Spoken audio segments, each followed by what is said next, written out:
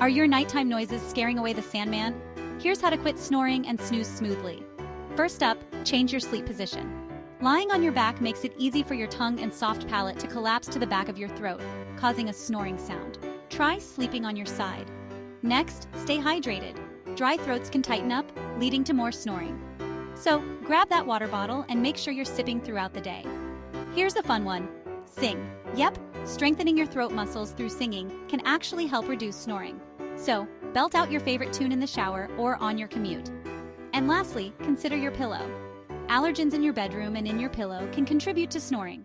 Swapping your pillows out every 6 months could make all the difference. So, try these simple tweaks, and here's to quieter nights ahead.